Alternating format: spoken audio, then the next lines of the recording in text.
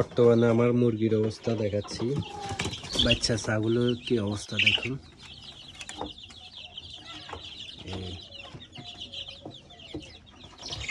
একটা দেশি চা আর সব মিশরি পানি।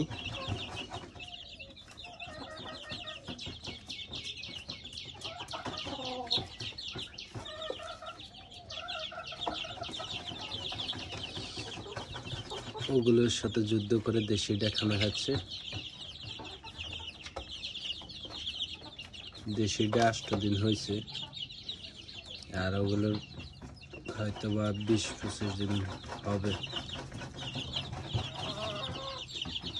আর আমার বড় মুরগিগুলো এই সাইডে, এই যে।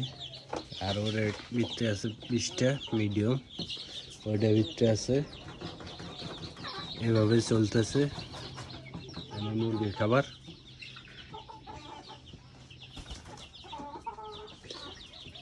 টোটাল মুরগি আছে এই জায়গায় বাচ্চা সহ 50টা।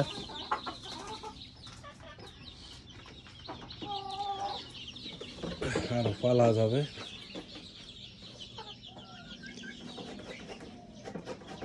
এগুলোকে লাফালাফি করে উপরে উঠি।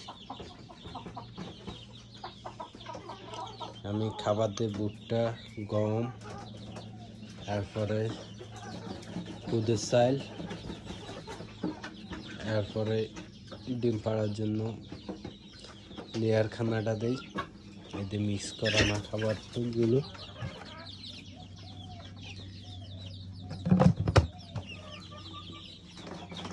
আর ওই সাইডে ডিম পাড়ানোর জন্য মুরগির জন্য খাঁচা দিয়ে রাখছি, ওই সাইডে ডিম পাড়ায়।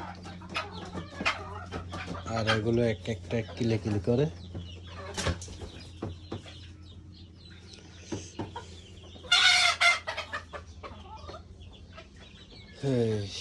কি অবস্থা দেখুন, কিলে হাড়াহাড়ি শুরু।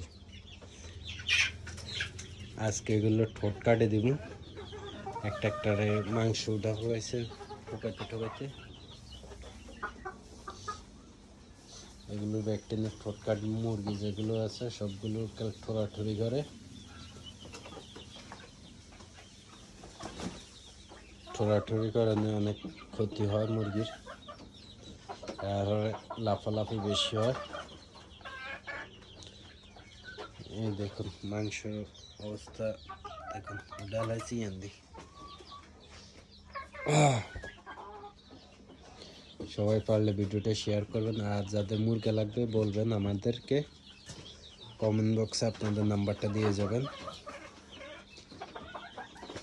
কল দেবো আমরা নিজেরা, যার মুরগি লাগবে।